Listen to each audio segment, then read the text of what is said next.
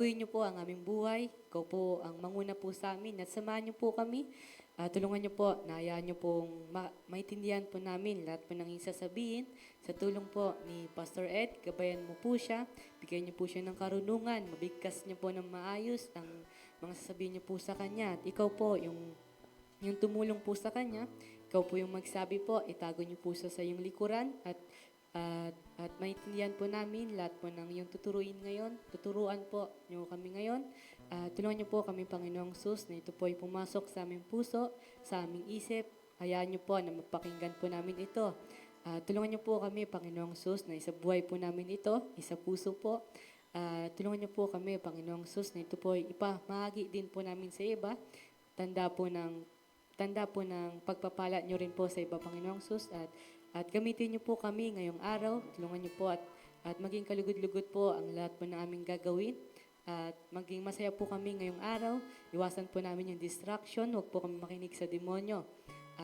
At patawarin niyo po kami sa aming mga kasalanan na nagawa po namin ngayong araw. Kayo po ang maglinis ng aming puso. Kayo po ang maghugas po ng aming puso. At manatili po kayo dito. Huwag po kayong umalis. At ingatan niyo po kami sa gawa po ng Diablo. At huwag po kaming makiayon po sa daloy ng mundo. At salamat po, Panginoong Sus, dahil sa iyong pagpako sa iyong krus. Hinayaan niyo po na ikaw po ay saktan. Hinayaan niyo po na ikaw po ay sampalin, ikaw po ay suntukin, ikaw po ay bastusin, Panginoong Sus. Kaya wala po kami may pagyayabang po na kami po ay ligtas. Wala po kami pagyayabang po na nakilala ka po namin. Wala po kami may pagyayabang po na mahal niyo po kami, Panginoong Sus, dahil sa ginawa niyo po sa amin ay wala po kaming karapatan na malaki po. Lalo na po ay grace lamang po ang iyong bigay sa amin, Panginoong Sus. Kaya ipalagaan po namin ito. Mag-ingat po kami, Panginoong Sus. At turuan niyo po kami ngayon. Ikaw po yung manguna sa amin. Gabayan niyo po kami at mahalin niyo po kami. Patuloy niyo po kaming itama sa mga mali po naming gawain. At huwag niyo pong hayaan matulog po kami. Huwag niyo pong hayaan po na umuwi po kami na hindi ka po namin kasama. Umuwi po kami ng walang dalang banal na espiritu po. Huwag niyo po kaming hayaan po na lumabas po kami dito na hindi po nagbago ang aming puso. Kayo po ang Diyos po na makapangyarihan sa lahat. Kaya sambahin ka po namin at ibalik po namin lahat po ng kapurihan sa iyo, Panginoong Sus. Dahil sa iyo po nanggaling ang lahat, pati po ang buhay namin ay hawak niyo po. At pati po ang aming nangyayari sa buhay namin ay kontrolado niyo po. Kaya bigay po namin at isurrender po namin ang aming buhay. At hayaan po namin na ikaw po yung mamahala, ikaw po yung maghanda ng aming mga future. At hayaan po namin na ikaw po yung umayos sa amin, ikaw po yung magbuhos sa amin. At ikaw po ikaw po yung mamahala sa puso at isip namin, Panginoong Sus. Ito lamang po ang aming panalangin. Sa pangalan po ni Jesucristo Jesus. Amen. Pwede po mga bata, meron Sunday school.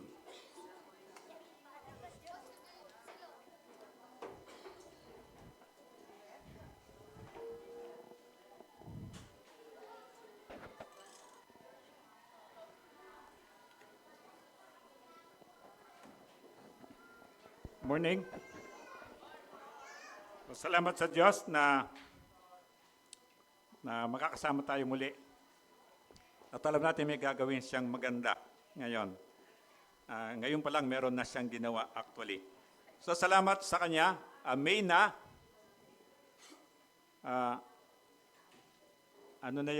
Yung hindi lang Flores de Mayo. Alam niyo yung unang ulan ng May? Yung first na Agua de Mayo. Sabi ng nanay ko, pag umulan yung May, dati ang simula ng tagulan is May. Kasi farmer yung tatay ko.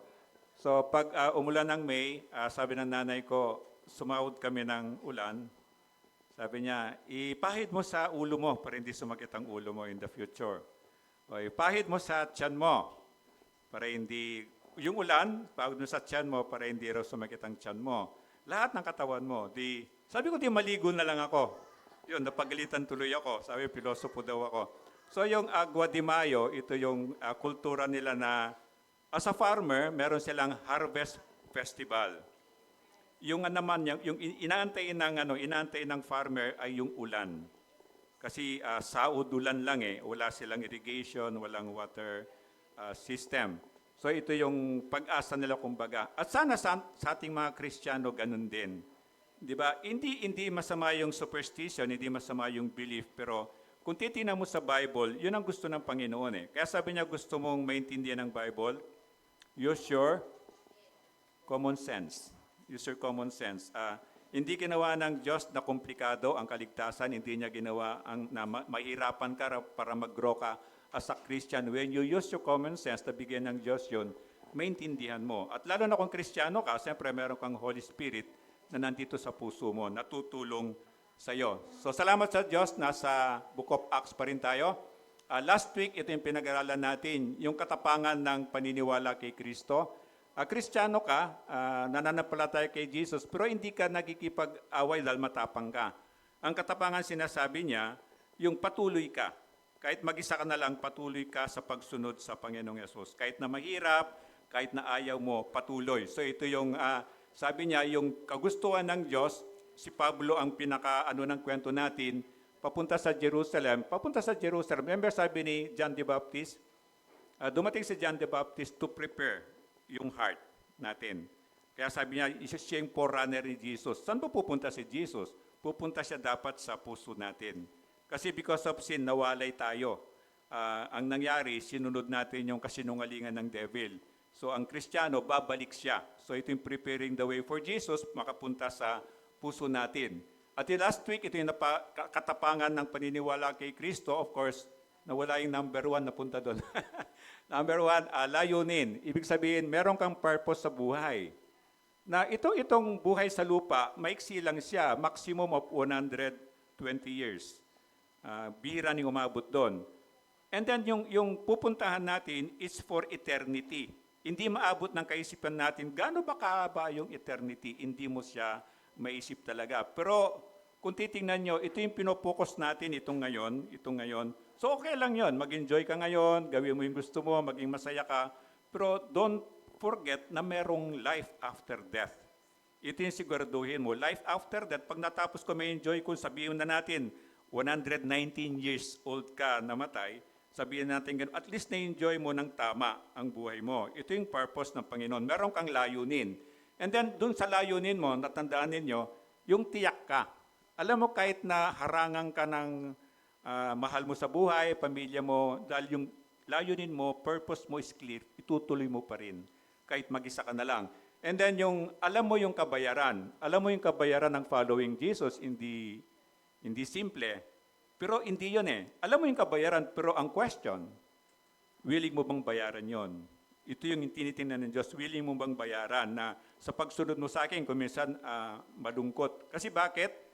Di ba marami siyang tinawag? And then kukunti yung pinili niya. Kapag pinili ka ng Diyos, kung minsan medyo malungkot yun eh. Na merong alak kasi pag napansin mo, kapag medyo tipsy ka na, nagbibigay ng saya. Tama? Masaya ka. Kaya lang pag sumobra dun sa boundary na yon, hindi na nagiging masaya. Bakit? Nahalungkat na yung mga basura sa loob mo. Kaya may mga pag sumobra na dun sa tipsiness na yon, meron nagwawala na, meron nagagalit, may umiiyak na, meron, di ba, hindi mo na alam, mataas ang boses mo na, maingay na kayo. Ito yon eh. Ito yung sinasabi niya, pero willing mo bang bayaran? Ito yung inantap ng Diyos. Paano kung nag-isa ka na lang? Paano kung ikaw lang nagbabasa ng Bible? Paano kung ikaw lang nananalangin, ikaw lang nagsisimba? Magpapatuloy ka pa ba? And then ito yung, dahil sa layunin mo, katapangan mo, merong madadamay na iba. Parang sa inyo, kung may example ko si Dale, na-miss ko lang siya.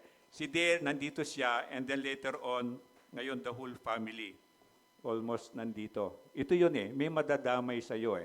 Ikaw ang gagapitin ng Diyos. Kaya kayo, nandito kayo, the same. Kung minsan makita mo, nandito yung anak, yung apo, mamaya nandito na yung magulang.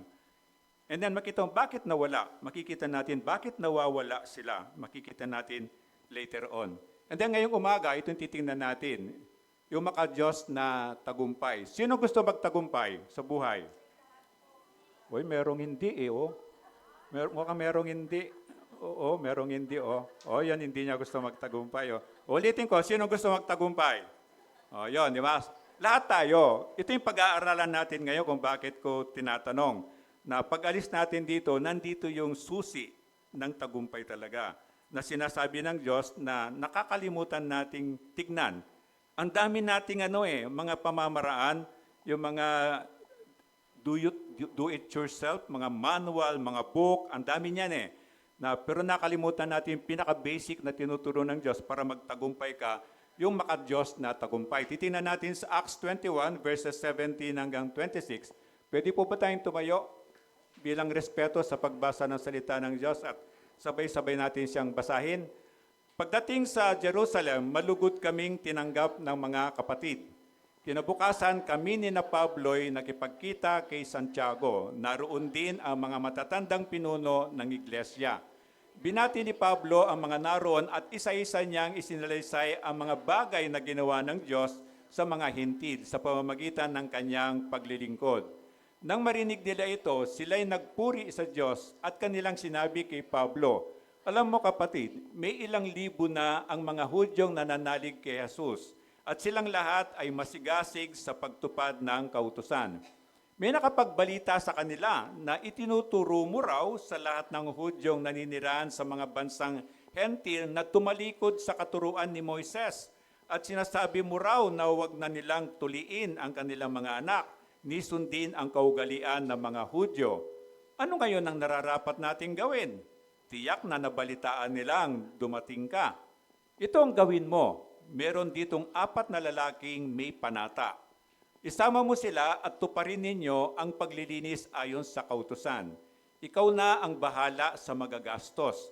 At nang sa gayon ay mapaahitan na nila ang kanilang ulo. Sa ganitong paraay malalaman ng lahat na hindi totoo ang balita tungkol sa iyo, kundi sumusunod ka pa rin sa kautusan ni Moises. Tungkol naman sa mga mananampalatayang hentil, nagpadala na kami ng liham sa kanila kung saan sinasabi namin ang aming pasya. Sinabi namin huwag silang kakain ng anumang inihandog sa Diyos-Diyosan. Huwag kakain ng dugo at ng hayop na binigti at huwag makikiapid. Kinabukasan, isinama nga ni Pablo ang mga lalaki at isinagawa nila ang seremonya ng paglilinis. Pagkatapos, siya'y pumasok sa templo at ipinagbigay alam kung kailan matatapos ang takdang panahon ng paglilinis upang may alay ang handog para sa bawat isa sa kanila. Amen. Tayo po'y manalangin. Ama, salamat po sa salita mo na iniwan mo po sa amin na pwede po naming pag-aralan, kapulutan po ng aral at gabay para sa araw-araw na buhay po namin. Ikaw po yung manguna sa amin. Ikaw po yung magturo sa aming lahat. Buksan mo po yung puso po namin para sa iyong salita. Sa pangalan ni Kristo, alisin mo po anuman po yung distraction, bagkus Panginoon, may focus po namin. Yung konting sandali po na nandito po kami, hindi po masayang. Ito po yung dalangin ko, ito po yung dalangin namin sa pangalan ni Kristo. Amen. Pwede po mo po.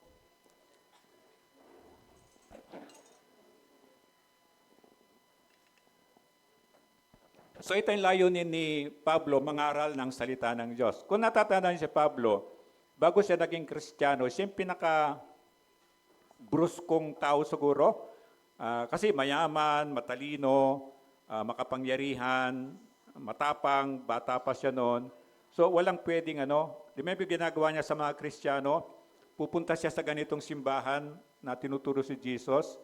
Tapos yung mga nakita niyang taga Jerusalem, kakalad ka rin niya pababa dyan. Pahihiyain talaga niya at ibabalik niya sa Jerusalem kasi laban siya sa Panginoon.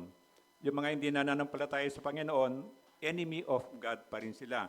Pero nakita mo, nung binago siya ni Jesus, si Jesus mismo yung nakatagpo sa kanya, di ba? Nagbago. Katapangan niya, ginagamit niya, pero para sa tama, para sa Diyos. Yun din yung ginagawa niya sa atin. Na lahat tayo may mga hindi magandang nakaraan di ba? May mga hindi tayo magandang nakaraan. Pero kung magpapasakop tayo sa Diyos, aayusin niya yan. Unti-unti. It's not overnight, pero it's a kind of may proseso. Dahan-dahan, konti-konti. Kung minsan 10 kang beses magmura, tapos nabawasan ng 9.5 na lang, di ba? Tapos eventually makita mo, hindi ka na nagmumura. Di ba natandaan nyo yung nag-struggle ka pang baguhin mo itong dila natin, di ba? Kung minsan, alam mo, pinipigilan mo, pero kung minsan,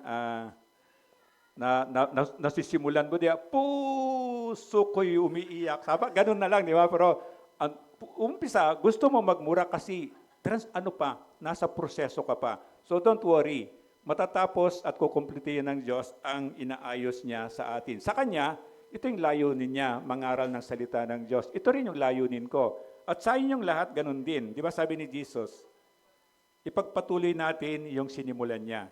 Kasi marami pang taong hindi ligtas. Pwedeng ikaw ang maging instrumento para maligtas yung taong yon. Then maka-Diyos na tagumpay, ito yung sana today, makita natin yung pinaka-importanting susi ng tagumpay. Na ako nakaka-relate ako dito eh. Akala ko ang tagumpay nung araw, meron akong several millions of pesos sa bangko, meron akong bahay, akala ko yun ang tagumpay, hindi pala. Hindi pala yun. At sana ngayong umaga, dalangin ko na ma-impart ng Diyos sa atin. Ano ba yung tunay na tagumpay? Ano ba yung sukatan ng tagumpay? At paano ka talaga magtatagumpay ayon sa utos ng Diyos? Ito yung kapakumbabaan. Makinig kayong dalawa. Kapakumbabaan. Ito yung inantay ng Diyos na mahirap, madali siyang sabihin pero mahirap. Mahirap magpakumbaba kung ikaw ay tama tapos ang kasama mo mali, tama? Mahirap magpakumbaba kung ikaw ay mas mataas ang pinag-aralan mo kaysa doon sa kausap mo. Mahirap magpakumbaba kung mas matalino ka kaysa kausap mo. At dito yung sukatan ng kapakumbabaan. Kaya sabi ng Diyos, ito yon. Ito yung susi ng tagumpay na sana may paliwanag ng Diyos sa atin ngayong umaga. Kasi gusto niya tayong lahat ay magtagumpay. Remember, ang plano ni Pablo, nasa transition pa siya ng parang sa atin, halimbawa, kung bisan, di ba? Catholic ako, nung ma-born again ako, hindi naman overnight na kinabukasan, parang born again Christian talaga ako. It's a process eh. So, born again Christian ako, pero pupunta pa rin ako sa Quiapo, pupunta pa rin ako sa Baclaran. And then, pag nakakita ako ng cross, nagsa-sign of the cross pa rin ako. And then eventually, by the process of God, kusang inayos niya yon. Hindi sinasabing mali yung pinanggalingan ko, pero mas inaayos niya ayon sa kanyang pamantayan. So si Pablo, nandun pa siya. Di ba Kristiyano na siya? Pero nandun siya sa transition. Hudyo siya, so yung kaugalian ng Hudyo, ginagawa pa rin niya. And then isa sa mga napag-aralan natin, isa sa mga ginagawa niyang panatapan niya, pupunta siya ng Pentecostes na piyesta para lang makita mo yung ugaling Hudyo pa rin. Na pag Kristiyano na siya dapat, hindi pwedeng hindi nawala na yung piyestang ganon. Kasi yung piyesta, nakalaan siya dun sa mga parang may puon, may mga sinasambang mga ibang klaseng Diyos, parang ganon. So dito sa Pentecostes, from the word Pente, yung mga estudyante sa inyo, 50 days. 50 days after ng Passover. So ito yung piyesta nila. Ito yung maririnig natin na nag-struggle tayo, di ba? Na sinabi, kapag namatay ka, nandito pa yung kaluluwa ng mahal mo sa buhay. Kasi, biblically, nakita nila na si Jesus, di ba, after patayin siya, bayaran ng kasalanan natin, hindi siya agad pumunta sa langit eh. Kasi tagalangit naman talaga siya. Kaya yung katawang tao niya, nabuhay na muli. And then sabi niya, ng Bible, 40 days bago siya pumunta ng langit. Kasi bakit? Kailangan niyang magpakita sa more than 500 eyewitnesses na makita na yung sinasabing si Jesus na pinatay, inilibing, pero nabuhay na muli. More than 500 witnesses. And then sa mga pagitan na yon, may mga other days yun, umabot ng 50, ito na yung pagkatapos ng Passover, ito na yung sineselebrate nilang Pentecost para alalahanin yung kung paano tayo iniligtas ng Diyos, kung paano siya pumunta ng langit. And then itong Passover, di ba? Alam niyo yung Passover. Na alimbawa, nung panahon nila, yung pinakahuling salot o parusa ng Diyos, na darating ang madaling araw o 12 midnight, dadaan yung angel ng kamatayan. Ngayon, merong utos. Parang kay Eva, kung ayaw mong mamatay, at saka kay Adan, sinabi ng Diyos, huwag niyong kakainin yan. A simple instruction, simpleng utos, na lahat to pwede mong kainin sa Garden of Eden, pero yan mong kakainin kasi mamamatay ka. So the same sa kanila. Passover, sabi niya, mamayang hating gabi, dadaan yung angel of death. Ngayon, para hindi mamatay yung panganay mong anak at panganay ng mga hayop mo, magpatay ka ng handog, kambing o tupa, yung dugo nun, ipapahid mo sa amba ng pinto mo. At pagdating ng 12 midnight, nung angel of death, nakita niyang may bahid dugo yun, sabi, Passover, lalampasan siya. Hindi mamamatay yung panganay doon, hindi mamamatay yung panganay niyang hayop. The same sa atin. Because of the blood of Jesus, kung naniwala ka na ang kasalanan mo ay binayaran ni Jesus, hindi ka na ahatulan ng kamatayan sa impyerno. Pag namatay tayo, itong katawan natin babalik sa lupa, galing naman talaga siya sa lupa, pero ang espiritu natin babalik sa Diyos sa langit. Ito yung sinasabi niya dito. Nandun pa rin siya sa kultura nila, bakit may piyesta? Para matandaan yung ginawa ng Diyos. Hindi para pagalitin ng Panginoon. Susi ng tagumpay, ito yung maka-Diyos na tagumpay. Ito sana yung biyaya ng Diyos, makuha natin. Una, pakikisama. Ang Pilipino dito tayo magaling, pakikisama. Na si Kuya Jan, ayaw niya sa Amerika, yung alaga namin ni Waki, ayaw sa Amerika, kasi doon daw sabi niya, bakit mo ayaw sa Amerika? Ano ka, American, ang tawag doon, green card holder ka.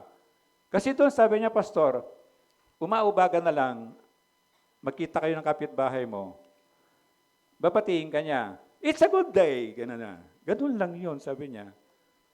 Di ba dito, pwede kayong magkwentuhan kung gusto mong updated ka? Ewan ko kung nangyayari pa ngayon. Gusto mong updated ka, standby ka sa, sa barbershop. Maraming kwentong barbero doon. Ewan ko kung nangyayari pa ngayon doon sa barbershop na gano'n. Hindi naman nagpapagupit pero nandun. Maraming kwento doon. So akala nyo, kayong mga babae, ewan ko kung meron sa parlor yon. Sa amin sa barbershop, meron yun eh. Ewan ko sa parlor kung meron gano'n. So ito yung pakikisama. Magaling tayo dyan. Dito sa kwento natin, si Pablo, alam mo yung past niya, pero ito yung isa sa mga karakter ng taong mapagpakumbaba. Wala siyang pinipili. Magaling siyang makisama. Sabi niya, pagdating sa Jerusalem, malugod kaming tinanggap ng mga kapatid. Diba? Sa mga Pilipino, hospitable tayo, so walang tayong problema dyan. Kinabukasan kami ni na Pablo'y nakipagkita kay Santiago. Naroon din ang mga matatandang pinuno ng iglesia. This is Book of Acts. Sino sumulat sa Book of Acts? Sino? Tanda nyo? O si Luke, di ba? Si Lucas. Si Lucas, buong libro niya, siya nagsulat, di ba? Buong libro, hindi niya sinulat ang pangalan niya. Hindi mo malalaman na siya nagsulat noon. Isa sa mga karakter ng taong mapagpakumbaba, hindi yung ako, puro ako. Kaya makita mo dito lang, mapapansin mo na lang, kinabukasan kami, ibig sabihin, nandyan na si Luke kasama na ni Pablo. Doon mo lang mapapansin na nandyan na si Lucas. Matatandang pinuno para mga elders ng simbahan natin, sa generation natin. Binati ni Pablo ang mga naroon at isa-isa niyang isinalaysay ang mga bagay na, ulitin ko binati ni Pablo ang mga naroon at isa-isa niyang isinalaysay ang mga bagay na ginawa ng Diyos, hindi yung ginawa niya. So nakita niyo yung kapakumbabaan niya, hindi ang Diyos, kundi ibinibigay niya ang kapurihan sa Diyos, yung credit binibigay sa Panginoon, hindi sa sarili niya. Sabi niya, sa mga hentil, sa pamamagitan ng kanyang paglilingkod. Remember, Hudyo siya. Anong tingin ng mga Hudyo sa mga hentil? Madumi. Tayo, mga Gentiles tayo. Bakit maduming tingin ng mga Hudyo sa atin? Kumakain tayo ng maduming, sa kanila madumi yung baboy eh. O sino hindi kumakain ng baboy dito? Ayun si Joel, Kahit nung bata ka, Joel, hindi kumakain ng baboy. O kumakain. Tumigil sa pagkain ng baboy nung may stroke siya. so yun. So, ang tingin nila sa atin, madumi, isa sa mga dahil kumakain tayo ng baboy. Sa Hudyo, madumi yung hayop na yon. Sumasamba tayo sa Diyos-Diyosan. Sa kanila, di ba sabi ng Bible, you worship God in spirit and in truth.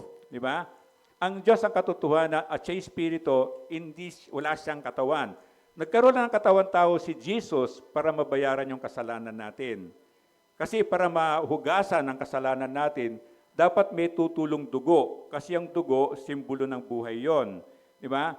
Wala namang dugo ang Diyos. So ang ginawa nila, magkatawang tao si Jesus sa pamamagitan ni Mary, na para magkaroon siya ng dugo, para mabayaran at mahugasan yung karumihan ng mga kasalanan natin. Ang pangalawa, hindi lang yung pagmamalasakit, ito yung concern. Di ba? Concern ka sa tao, concern ka sa anak mo, concern ka sa maraming bagay. Tingnan mo yung katabi mo. May concern ka ba dyan? Yung makikita natin dito, di ba? Sabi niya, nang marinig nila ito, sila'y nagpuri sa Diyos at kanilang sinabi kay Pablo, alam mo kapatid, may ilang libo na ang mga Hudyong nananalig kay Jesus at silang lahat ay masigasig sa pagtupad ng kautusan. Kasi pinaparatangan dito si Pablo Pero sabi niya, alam mo, concern kami sa iyo pero alam mo yung gawain mo nagbubunga Itong libong ito, pag tinignan mo sa ibang manuskripto, yung sabi niya, may ilang libo, these are tens of thousands. So ibig sabihin, sabi ng mga ibang komentary, millions na yung nananampalataya by this time. And then sabi niya, nakikita mo, giving the glory to God, ito dapat ang pamuhay natin, na magtatagumpay ka, pero hindi dahil magaling ka. Pwede namang gagamitin bilang kagalingan ng Diyos, pero ang gusto ng Diyos, lahat ng tagumpay mo, ibinibigay mo yung glory sa Panginoon. Na kaya ako nagtagumpay dahil lang sa Diyos, kaya ako naging magaling dahil sa Diyos, kaya ako nagagawa ito dahil sa Diyos. Ito po yung gusto ng Diyos. Ito yung isa sa manifestations na ikaw ay mapagpakumbaba. Di ba? Hindi yung, ang galing mo naman, sabi niya, ako pa. Di ba? Yung mga ganun, di ba? Ako, galing ko dati yan, pag ginanon mo ko, Pastor, ang ganda na ako pa. Parang ganun, di ba? So parang you give the glory to yourself. Ito yung inantay ng Panginoon na baguhin niya sa puso natin. And then, ang concern ni God, hindi yung sa kwento natin ang concern ni God, hindi yung templong pinagawa nilang maganda, hindi yung ritual na pagiging religyoso nila, hindi yung mga handog. Kasi remember, in 70 AD, katulad ng prophecy, nung natandaan yung pinag-aralan natin, pag-akyat ni Jesus sa Mount of Olives, na alimbawa nandito yung dome sa Israel, di ba? Yung golden dome na gano'n, nakikita mo yon. Yung Mount of Olives parang nandito. And then ang Jerusalem nasa taas siya. So pag pupunta ka ng Jerusalem, puro paakyat yan. Puro paakyat na ganito. Sa mababa lahat ng lugar, nasa tuktok ang Jerusalem. So pag-akyat ni Jesus dito, di ba, pagdating niya rito, nakita niya yung Jerusalem. Ano nangyari? Umiyak si Jesus. Hindi yung umiyak na tumutulong luha, yung gumaganon na pag-iyak. Sabi niya, Jerusalem, Jerusalem, kung alam mo lamang, sabi niya, gaano kita kamahal. Pero yung mga propetang pinadala ko sa iyo, pinagpapatay mo. At dahil doon, sabi niya, kailangan parusahan. Bakit? Mahal ng Diyos yun. Bakit paparusahan? Kasi is a perfect God Parang tayo. Mahal tayo ng Diyos, anak niya tayo, pero kailangan tayong parusahan. Tama, Israel? Kapag nagkasalang anak mo, kailangan mong parusahan niya. Bakit? Para hindi niya ipagpatuloy yung kasalanan. Kasi mahal mo siya. Kung hindi mo siya mahal, bahala ka sa buhay mo. Bahala ka na sa buhay mo. Kaya sabi sa mga magulang dito, may mga anak na maliit, ang sabi ng Bible, malinaw. Kapag hindi mo pinalo ang bata mo, ang batang anak mo, dahil nagkamali siya, anong sabi ng Bible? Tinutulak mo siya sa kamatayan. Bakit? Kapag naging teenager yan, subukan mong paluin. Lalaban na sa iyo yun. So, turo ng Diyos, pinapalo mong anak mo kasi kailangan mo siyang disiplinahin abang bata pa siya. Kasi para alam niya yung difference sa mali at saka yung tama. Kasi bata malay niya yung tama at mali. And then, ito na nga, umiyak si Jesus doon. Kung alam mo lamang, sabi niya, pagmamahal ko sa'yo. Pero, para akong inahing manok Ikaw na Israel, Jerusalem, iniyayaya kita na sumilong ka sa aking pakpak para ingatan kita. Pero, ayaw mo. Ano sabi ni Jesus? Dahil doon, darating ang araw, kumbaga sa hollow block na ganyan, dalawang hollow block na ganyan, darating ang araw, walang matitirang dalawang hollow block na magkapatong. Wawasaking ka flat to the ground. Ito yung nangyari 70 AD. 70 AD, nakikita mo dito sa unahan yan, nakikita yung BC, that is before Christ. Yung BC. Ito after ni Christ. So pag tiningnan mo dito, BC siya dyan, makita mo yung BC, halimbawa, 500 years before Christ. Kasunod nun, 499. Kasunod nun, 498. Pababa ng pababa, di ba? Hanggang magsisiro siya. That is before Christ. And then dito, AD, nung sumilang si Jesus, dito na. So AD, 1 AD, 2 AD, 3 AD. And this is 70 AD. Ibig sabihin, namatay si Jesus, sabihin na natin, rough estimate na lang na 30 years old, di ba?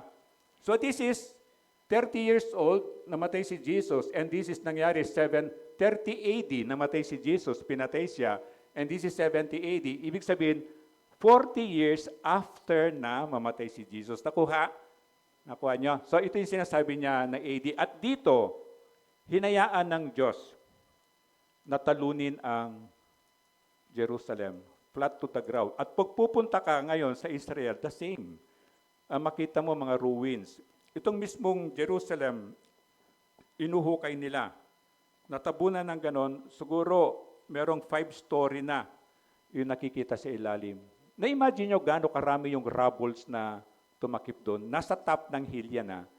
And then kung suswertihin ka, makakapunta ka sa ilalim. Pero hindi lahat ng tourist makakapunta sa ilalim.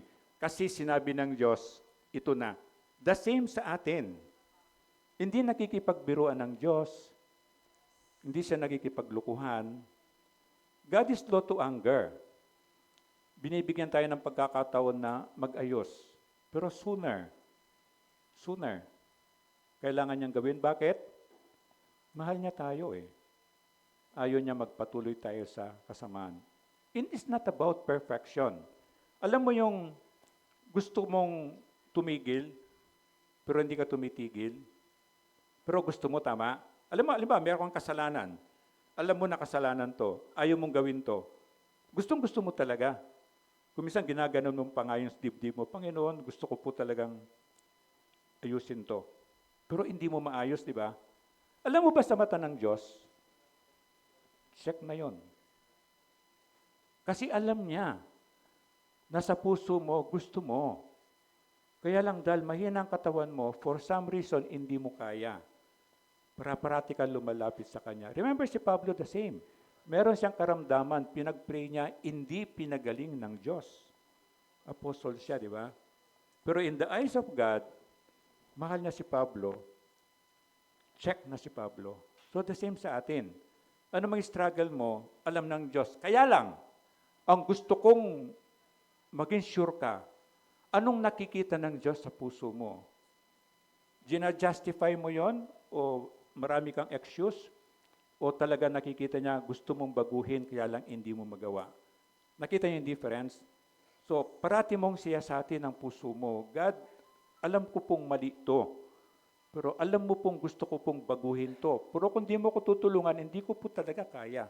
Ito yung kapakumbabaan na inahanap ng Panginoon. 21 sabi niya, may nakapagbalita sa kanila na itinuturo mo raw sa lahat ng Hudyong naninirahan sa mga bansang hentil na tumalikod sa turuan ni Moises at sinasabi mo raw na wag na nilang tuluin ang kanilang mga anak, ni sundin ang kaugalian ng mga Hudyo. Ito yung paratang sa kanya. Sino nagpaparatang sa kanya? Ito mga Judaizer na to. Sino mga ito? Ito yung mga Hudyo na hindi ligtas sa mga yan eh. Kasi alam na natin, di ba? Kapag ang proseso ng kaligtasan mo ay sinusunod mo yung, sabihin natin yung law of Moses na lang, 10 Commandments, di ba? Kapag ito yung basihan mo para maligtas ka, hindi ka maliligtas, tama? Bakit? Hindi mo siya mape-perfect every day. Kasi sabi ng Bible, malinaw, kahit nagawa mo yung siyam, nag-fail ka dun sa isa, baliwala yun.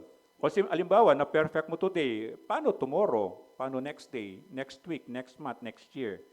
Eh paano kung pinaka-last year mo, pumalpak ka ng konti? Wala. So ito yung Judaizer, ito. Kaya sila nagagalit. Sabi niya, hindi, para maging maligtas ka, bago ka makapunta kay Jesus, dapat magpatuli muna. Pagpatuli ka na, sabi niya, hindi ka kakain ng mga maruming pagkain, hindi ka kakain ng may dugo, mga binigti. Sabi niya, hindi ka makikipag-apid.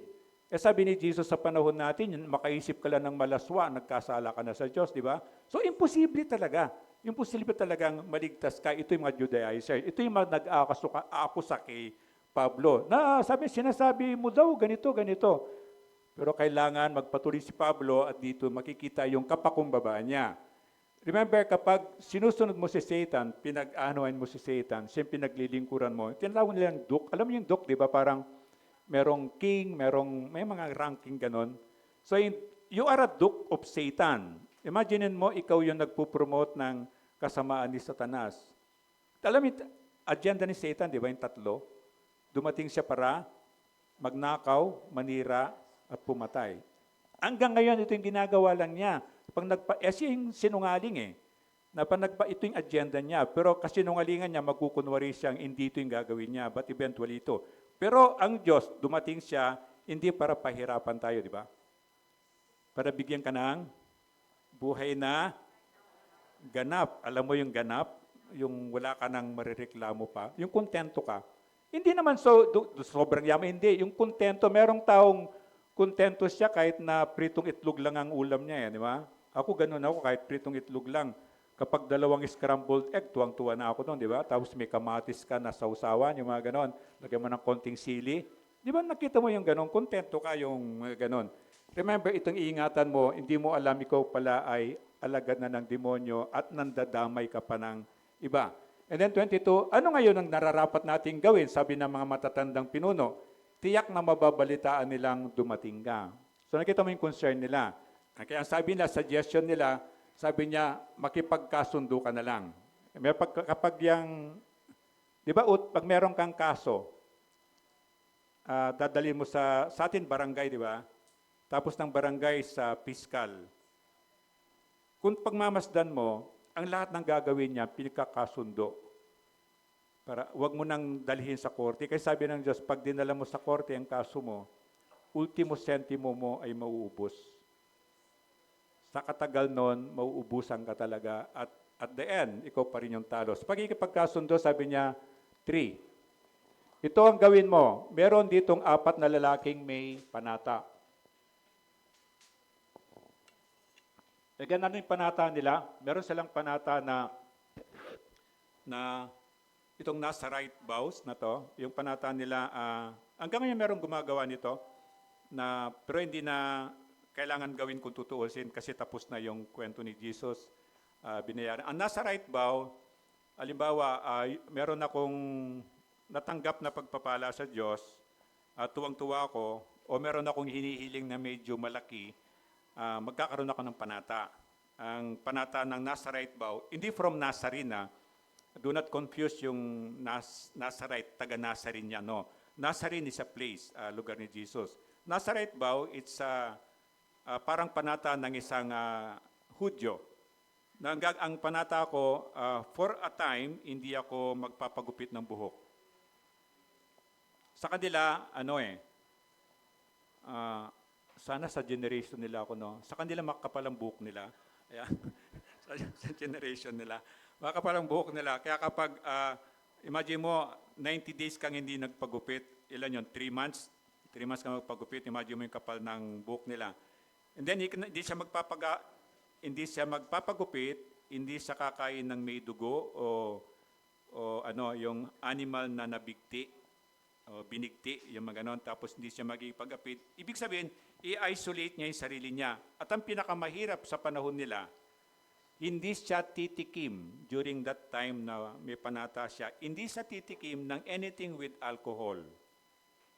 Anything with alcohol. Kahit na yung konting alcohol lang, hindi siya pwedeng titikim. Ito yung Nazarite vow niya.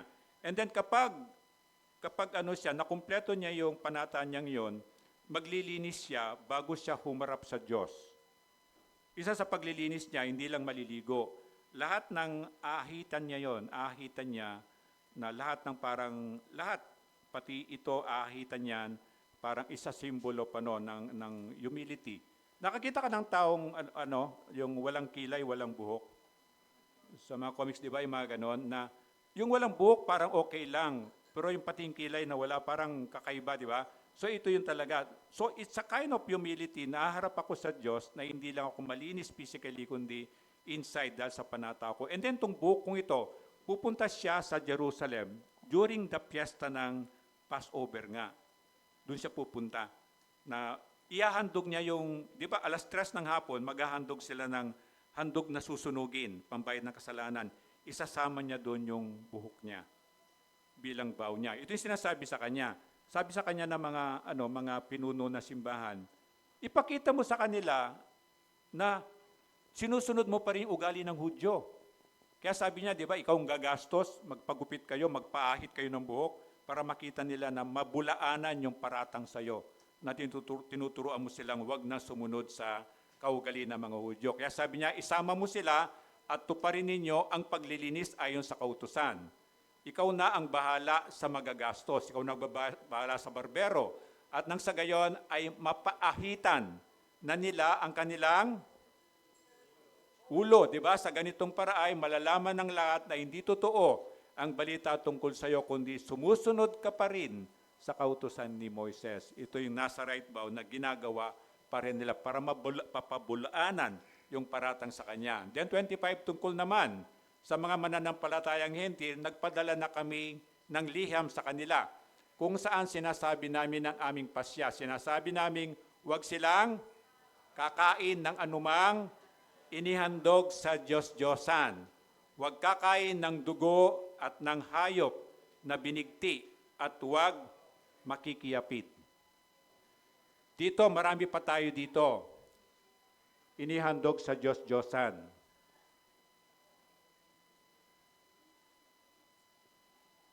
Gusto ko maintindihan nyo ito. Merong, alimbawa, ang gagamit lang akong pangalan ng popular na kilala nyo. Gagamitin lang huwag nyo isumbong sa kanila, mga di na papasukin. Alimbawa, ang Jollibee. Example lang, Jollibee lang kasi kilala natin ang Jollibee. Alimbawa, ang Jollibee ay isa siyang hindi Kristiyano. Di ba? Hindi siya Kristiyano. So, siyempre yan, alimbawa na lang, Buddhist. Yung Buddha ang kanyang Diyos-Diyosan, di ba? Alam niyo yung Buddha, di ba? Yung malaki. Ba't huwag niyo tinan si AJ? Malit lang si AJ. Mas malaki dyan yung Buddha, di ba? So, yung Buddha na ganon, siyempre, dahil hindi siya Kristiyano, naghahandog siya doon sa altar niya sa bahay. Naghahandog siya sa Buddha ng kung ano mang inahandog niya, so masarap na prutas, mga ganon-ganon, di ba? And then, applying this one, pakinggan nyo hinandugan niya ng pagkain yung idol niya sa bahay. Siya yung may-ari ng Jollibee.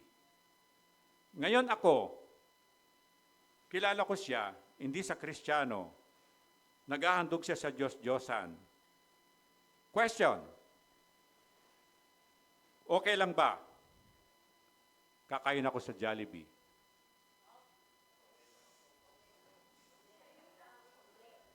Yes.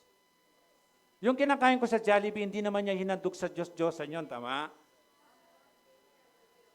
O gusto mo i-check mo sa kusina, tingnan ko nga, baka may Diyos-Diyosan kayo yun, hinahandog nyo in order kung Jollibee, di ba? Maging lang, kaya sabi ng Diyos, you use your common sense.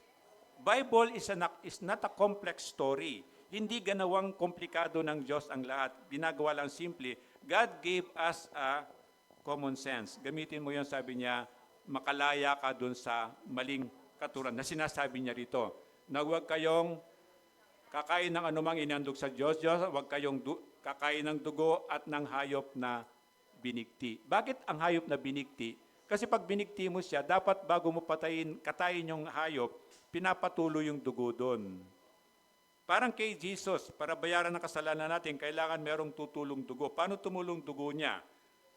Ano pa lang yung corona dito, nagganyanan yung dugo. Tapos sinaksak siya, yung mga pinaghampas siya. Alam mo yung panghampas nila sa likod? Sa dulo nun, merong nakakawit na bakal na ganon. Imagine mo, pag ginanon mo sa likod ni Jesus, paghilang ganon, sama yung laman. Ganon ang ginawa sa kanya. Bakit? Dahil sa kasalanan ko, at saka kasalanan mo din. At kasalanan din nating lahat, di ba? At kung naiintindihan mo ito, papasalamat ka sa Diyos, di ba? God, salamat po, ganun mo po ako kamahal. Kaya sabi niya, panghuli natin, pagpapasakop. Parang sa mag-asawa, there is a order na ikaw na babae, magpasakop ka sa lalaki. Ikaw naman lalaki, sabi niya, mahalin mo yung asawang babae. Anong klaseng pagmamahal? Hindi yung nagbibigay lang ng rose. Hindi lang yung halik, hindi lang yon. Mahalin mo daw Israel, ang wife mo, katulad ng pagmamahal ni Kristo sa simbahan. Sino simbahan itong mga Kristiyano? Mahirap na, madali sabihin pero mahirap gawin.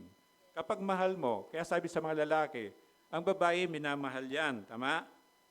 Hindi yan sinasaktan, minamahal yan, di ba? Hindi yung nag-asawa ang babae para magkaroon ka ng katulong. Hindi. Kasi may tagalaba ka, tagaluto. Ako minsan siya pa yung nagtatrabaho, di ba?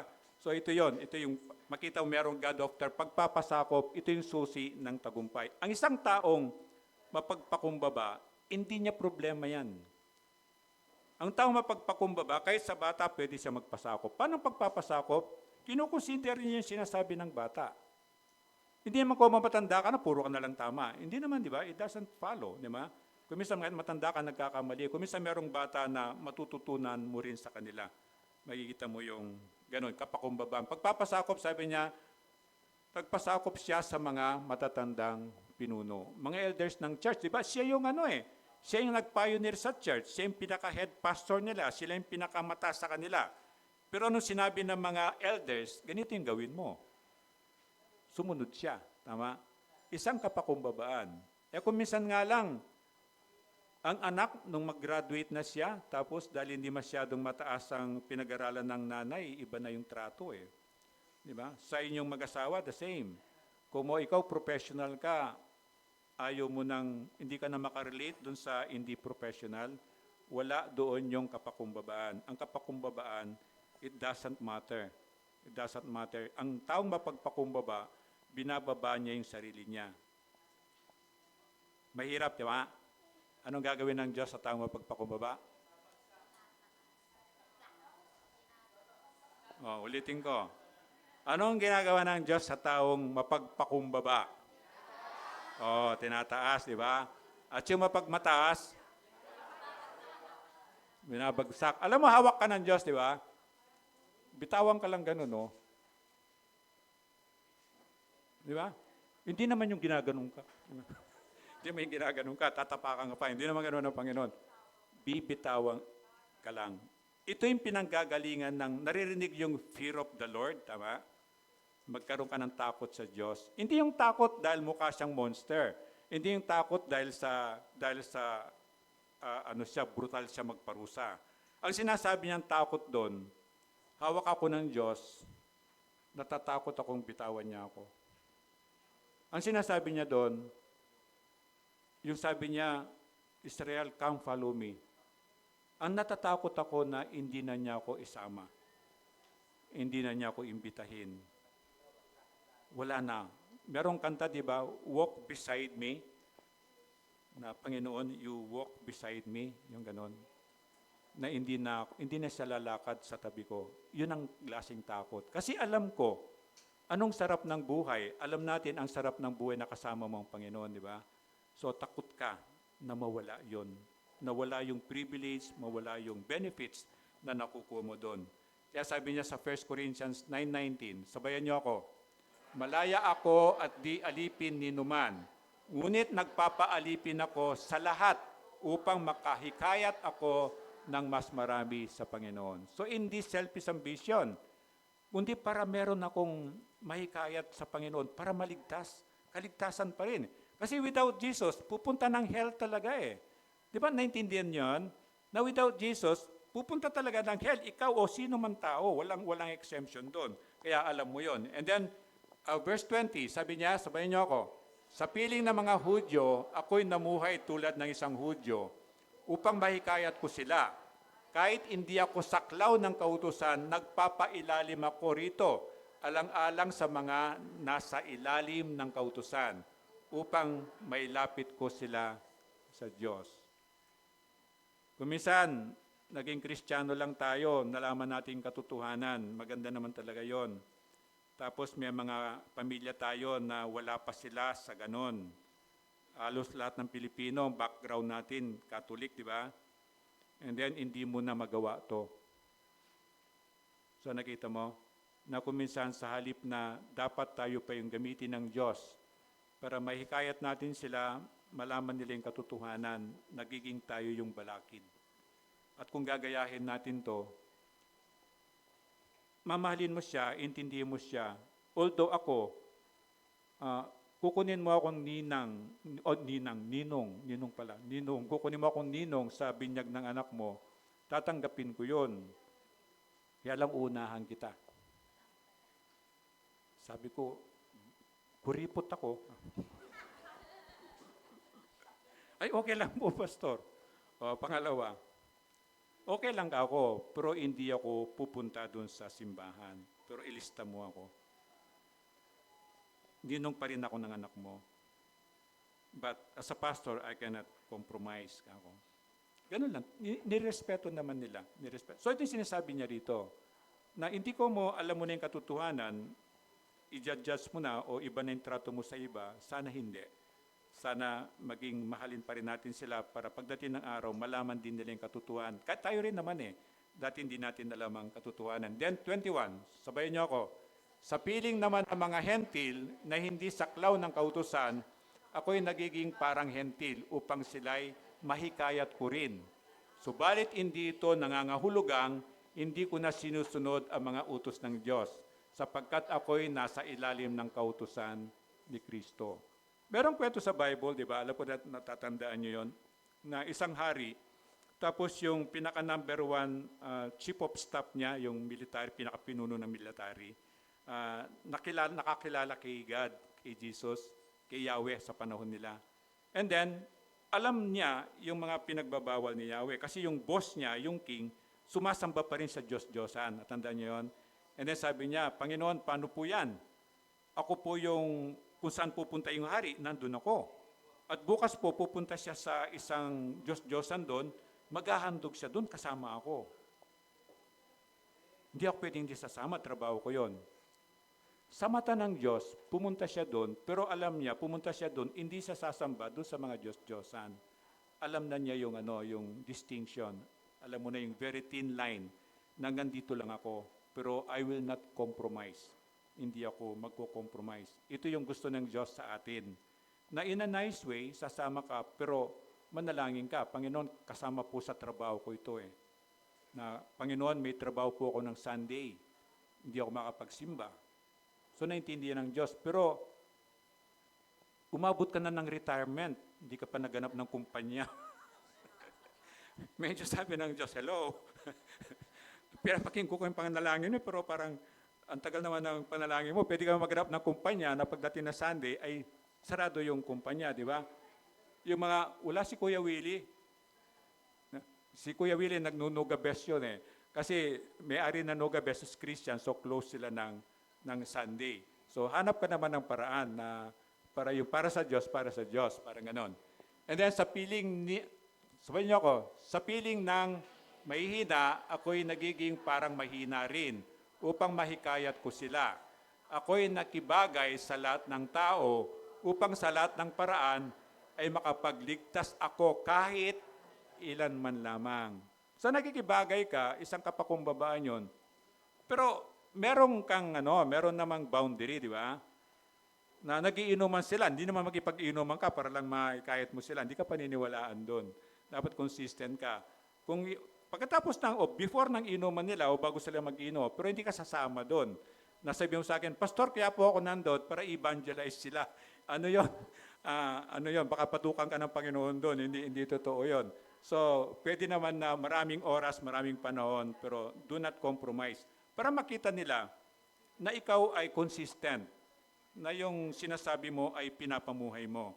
Kasi kundi hindi ka nila paniniwalaan. And then, sabi nung pinuno, di ba, nagkarayot na kay Pablo. Imaginein mo, ang crowd nila, nakita na natin dati, di ba, yung Coliseum nila, napakalaking ganun talaga, hundreds of thousands ang pwedeng magkasya. And then lahat yan sumisigaw. Kasi alam niyo yung sino na nakapunta ng mga rally-rally? Di ba? Di ba kung minsan napunta ka doon, di mo naman alam kung pinaglalaban nila. pero nakikisigaw. Naranasan niyo yung ganon? Nakikisigaw ka lang pero di mo naman napasali ka. Usually ganon eh. Parang sa simbahan, di ba? Yung tatlong tao. Yung isang tao, nasa simbahan, easy to eat na may mangyayaring maganda. Yung isang tao naman, nagmamasid lang. Pinagmamasdalan yung mga kasama niya sa simbahan. Itong isang taong ito, hindi nga niya alam kung bakit siya nandun eh. Hindi niya alam yung nangyayari, di ba? Yung mga ganon. So dito, marami dun sa Coliseum na yon. Remember, wala silang microphone. Hanggang ngayon, sabi ko, God, paano silang nagkakarinigan? Di ba nakita niyo sa mga ruins, ang chatter nila talagang ganong kalaki. Paano sila nagkakarinigan?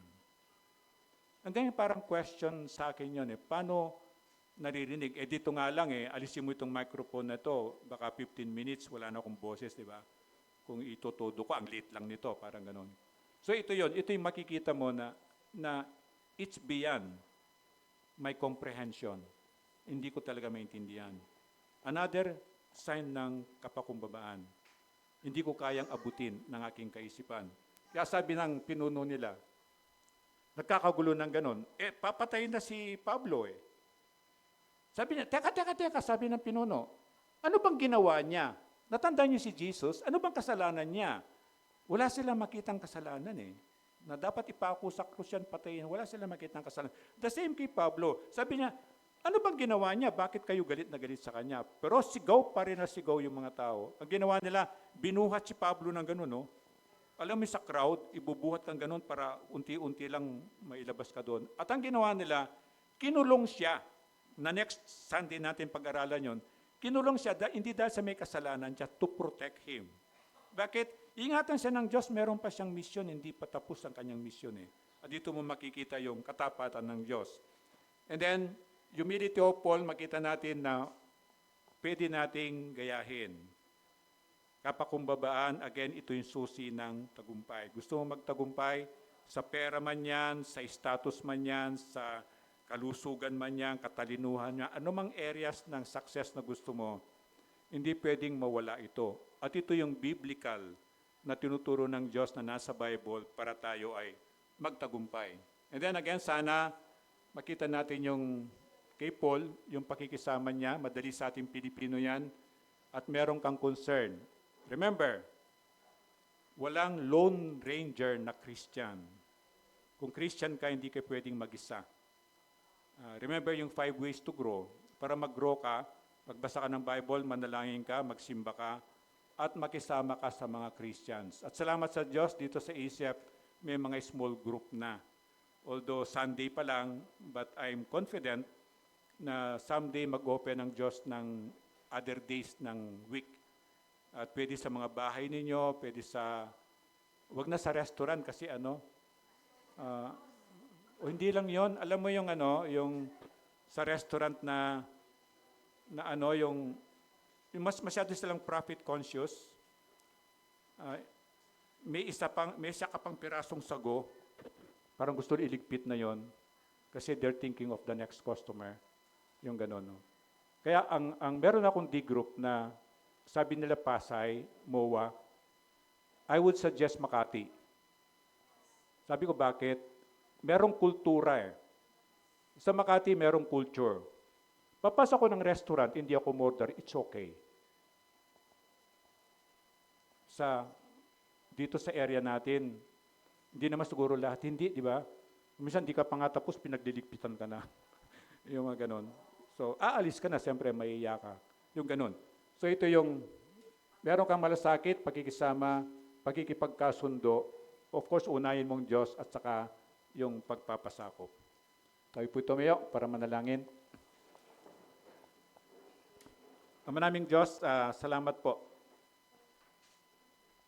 sa salita mo na ito po yung tunay, absolute na katotohanan. Wala pong ibang katotohanan kundi po yung salita mo. Wala pong iba kundi ikaw. Ikaw, Panginoong Yesus, kasi sabi mo nga po, from the beginning, there was the Word, and the Word was with God, and the Word is God, and then the Word became flesh. Ikaw po yun, Panginoong Yesus. Nagkatawang tao ka po. Ikaw lamang po yung katotohanan na kailangan po namin lahat. Ang kalaban po namin, kalaban mo po, O Diyos, ang devil is the father of lies. Kaya ikaw po yung kailangan namin, ikaw po yung katotohanan na makakapagligtas